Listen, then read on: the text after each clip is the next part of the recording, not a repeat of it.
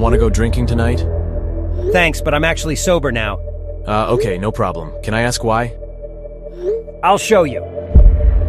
I was sober for a couple of years, and then I thought, I want to just drink like a normal person, and I want to have wine at dinner and so on. And I was able to for about 8 years. I'm embarrassed how many times I quit and couldn't do it. Well, I was at a point in my life where it was like, this has gotta stop because my hangovers were getting so ridiculous and debilitating for a whole day. So I'm not doing this anymore. And I read a book and I was done. I had my first beer at 11. One of my cousins gave it to me. It's that awful thing that you hear every alcoholic talk about. And if they don't talk about it, they're lying. Like, you just become an awful human being. Like, you just, you're selfish. Alcohol consumption, even in the low amounts, causes harm to the entire body. So many years that the narrative was for me is this has a hold over you. You will never break this cycle. You are a prisoner of your own weakness. Addiction is really anything we do or use compulsively to make ourselves feel better that has negative consequences. I, for maybe the first time, am proud of myself that I didn't quitting, because it's demoralizing. Like, to truly be powerless over something is fucking demoralizing. It's so rough. If you stop drinking for 30 days, just cut back, and what they're finding is people are living longer.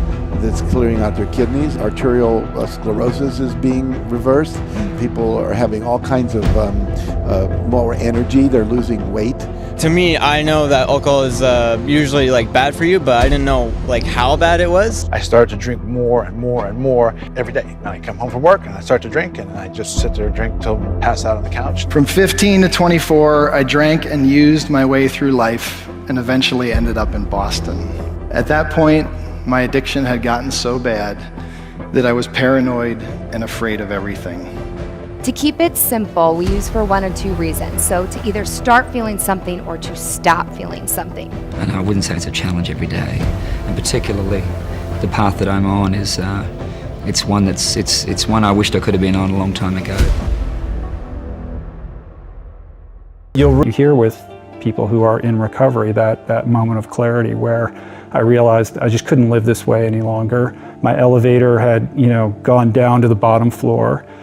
And I met my pain threshold, back to this thesis around pain. I had reached a point where I could no longer tolerate the pain of my current situation. And the pain associated with the fear of change was eclipsed by the pain that I was feeling in that moment. And that's what motivated me to change. I went to a treatment center where I lived for 100 days, which is a pretty long time to be in a rehab center. And I did that because I knew if I didn't get this right, that my life was done, And so I took that opportunity seriously. I recognized that despite the fact that I think I'm a smart guy, my best thinking had me literally institutionalized. And that if I couldn't get a grasp on how to live and develop some new skills and a new toolbox for how to approach my life, that I was going to end up in jail, or I was going to kill somebody else or myself. Now we're about a year and a half later, and my life has turned around immeasurably. It's a wonderful thing, and I say to anybody watching or listening to this that it's that there is a lot of pressure on young people, not to drink necessarily, but to find happiness through going out and getting mashed, and that's fun, and have a good time, and good luck to you. But if it doesn't work for you, and if you keep waking up going, I don't seem to be having nearly as good time as most of my friends, then think about it. It doesn't have to be something you do, is all I'd say to people. And what's better isn't being straight and not making mistakes. It's that's all prohibition in some sense. What's better is, no, you need an adventure, man. You need to get out there and have something to do and something worth waking up for. And that's the substitute for the addiction. Excessive drinking is considered 13 or more drinks a week. If you have 3 glasses of wine every night, which would be splitting a bottle of wine with your friend, your husband, whatever, you fall in that category. An alcoholic is defined as someone basically where they can't stop once they start. Often they'll drink until they pass out. Wow. Or they'll drink to where they become dysfunctional. They become the kind of person everyone goes, my God, you're slurring your words. You're not safe to drive. They get DUIs. Their boss has trouble, like you need to quit coming to work hungover. But an excessive drinker is 13. If you drink 6 drinks a week, if you're a woman, you have a 40% higher incidence of breast cancer. If you drink up to 10 drinks, it goes up to 70% higher chance of getting breast cancer. So just the health benefits. One of the things that's coming out of England is research that if you stop drinking for 30 days, just cut back, and what they're finding is people are living longer. That's clearing out their kidneys. It's arterial sclerosis is being reversed. People are having all kinds of more energy. They're losing weight. Most of the things that we do that are addictions are to numb out our anxiety, to numb out our pain, to numb out the memories of trauma, to numb out our discomfort around being with people in a social situation, the fear that I won't have fun, I won't be interesting, I'm more relaxed, I'm more fun, and that's the big myth, is I won't have a fun life. There's something about my mom. She has a way of making it sound like a really bad idea. And I had a lot of aunts and uncles and second cousins and stuff that were all alcoholics, drug addicts. And watching them, I thought, ooh, that is not a good look. Some real white trashy stuff. Yeah. And so I was just like, no. And my mom was chiming in with, it's way bad, you don't want to do it, you don't want to end up like that. So she's in my ear making it sound really logical to not do it. And I'm watching people act a fool who are doing it.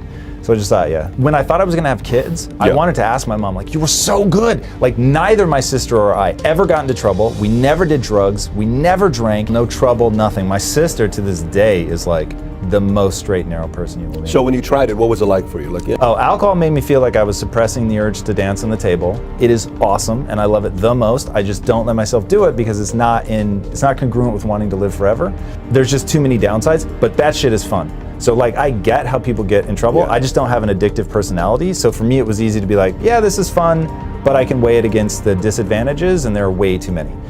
Unlike a lot of substances and he picked me up in his car and we're sitting together, and it was awkward silence for a good 15-20 minutes. So eventually one of my friends who was going through it bad, I was at the prison to pick him up. I'm sitting outside till 3 o'clock in the morning. Finally he gets out, gets in a car. This was his 4th or 5th UI. We didn't say anything to each other. And we're driving home and I don't say anything to him. And he says, hey Pat, how come you're not saying anything to me? I said, just to be honest with me, I just see you being in pain. Finally, I said, I don't know why I choose to do what I'm doing. And he says, you always have a choice. And we started talking a little bit about, 2 words about, he said, Mario, 2 words, perspective, and those 2 words change everything for me. But as we were having a conversation, I just want to see you get out of this thing. I don't know what you're going through, but you're in pain. And I hope you realize there's value to life. I don't know how to help you. I don't have a method. The only thing I know is what I've seen others go through, whether it's AA and all these other programs. He went into asking me who I want to be, what do I want to do? And we just went through a whole conversation. And it was a human conversation. It was a people conversation. It was no business, no numbers. It was just relationship. But I hope you figure out a way to get through this. Do you know that I love you? Yes. Do you think I care about you? Yes. Do you think I want the best for you? Yes. Do you want to be friends long term? Yes. Are we family? Yes. Do you want to change? And that's the one where I got stuck. You have to want to change if you're struggling with some kind of addiction, like I was. It's not easy.